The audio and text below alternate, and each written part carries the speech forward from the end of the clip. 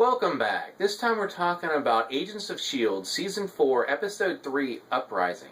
Now, if you've seen my reviews for the previous episodes, I had said multiple times that it really felt like they had kind of outlined what our main story plots were going to be for this season, or at least this first half of the season, since they typically kind of cut the seasons in two when it comes to the show. Well, Uprising basically proves me completely wrong, at least when it comes to the magnitude of importance of the various storylines. Now, the previous episode essentially left us on two cliffhangers. The first being May still sick with the infection from the ghost thing, and her being whisked off to some S.H.I.E.L.D. facility. The second was Daisy joining with Ghost Rider to further investigate this entire situation. Now, I'll start with May because it's the easiest and most self-contained of the storylines. Essentially, Gemma has to partner with Dr. Radcliffe to save her by basically shutting her brain down and rebooting it. This, of course, is made more difficult when they're caught in one of the blackouts from the episode's primary storyline. This forces Dr. Radcliffe to use Ada's power source to save May. We didn't really get to see the fallout from this now that Simmons knows, although not to the same extent that Fitz does, that Radcliffe has been experimenting on the side against his agreement with S.H.I.E.L.D. But either way, at least May is now better, and we don't have to worry about someone being possessed, although we find out in this episode it's less a possession and more of a sickness that's going to eventually kill you. As I said in earlier videos, I think this show had enough possessions last season. Moving on to Daisy and Ghost Rider, our new dynamic duo really didn't have that much to do in this episode, except to also be caught in a blackout. This allows Daisy to get to know Ghost Rider's younger brother, who warns her to stay away from him, and she ultimately does, leaving them before he gets back with the medicine. Importantly, however, we do find out that Ghost Rider and his affliction have nothing to do with the experiment that caused these ghost people. He tells Daisy how he wanted revenge, and how he was able to get that with the Ghost Rider powers, and then moved on to helping other people right the wrongs against them, in the hopes that he could get rid of his curse. And when that didn't work, he's now trying to dive into this situation that involved his uncle, who did work at this facility. And that's how our ghosts and Ghost Rider are going to be linked in this series. But aside from May being sick, the ghosts really don't even show up in this episode. That's because one of the plot lines that really felt like it was almost done, if not just a minor little thread to be tied up, blew up into the primary focus of this episode and what appears to be a primary focus moving forward, in addition to the ghosts and Ghost Rider. And that is the Watchdogs, who we last got a good glimpse of last season when they were being turned into mindless monsters. Of course, that wasn't their entire lineup, and it seems that they now have some very powerful allies because they've gone global and have a lot of high-tech weaponry and high-tech machinery, allowing them to make a big play against the Inhumans.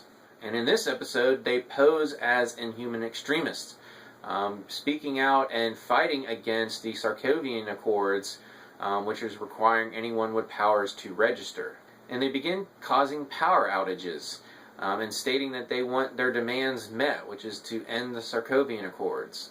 Much of the action takes place in Miami, one of the first cities to be hit by these power outages, and just so happens that Yo-Yo is there. So our team of Coulson, Mac, and Fitz have to go down and save the day, which they do, revealing that it was all a Watchdog plot. But not before 17 Inhumans are killed, as we find out later in the episode, because it turns out one of the Watchdog's powerful allies is a senator, Senator Nadir, who has been going on television speaking out very vehemently against the Inhuman problem, as she puts it. And it appears she has a personal reason to hate Inhumans, and that is because it looks like that her brother was turned into stone. So either he was a human that touched some Terrigen crystals, or perhaps he just hasn't completely mutated yet. I don't know.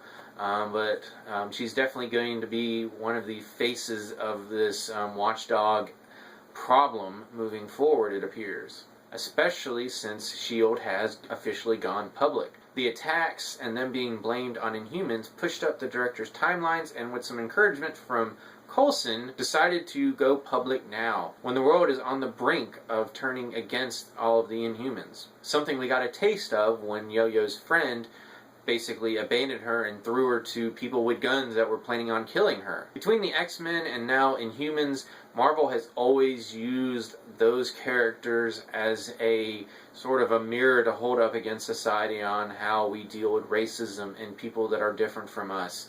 And this once again looks to be like that. The only problem with it right now is it's something that Marvel has done between the X-Men and the Humans very, very often. And although it's still a relevant topic, I'm hoping they can bring something a little new to the situation. And that's pretty much where this episode leaves us. Daisy has left Ghost Rider behind after being chastised by his little brother. She was with him long enough to get some more information for us, the audience, but whether they team back up or not, we'll just have to wait for the next episode. May is better. Simmons knows at least partially what Radcliffe has been up to. And as of right now, although the Ghost, I'm sure, will be back soon, this new alliance between whoever is giving this power, money, and equipment to the Watchdogs and the Watchdogs themselves seems to be the biggest threat right now. But who knows, after next episode, everything could get turned on its head again. That's why I like watching this show, and I keep coming back. So if you haven't seen this episode, let me know what you thought about it. What do you think about this new resurgent Watchdog situation? As always, you can subscribe to my channel, check out some of my other TV and movie reviews, and until next time, keep some candles handy.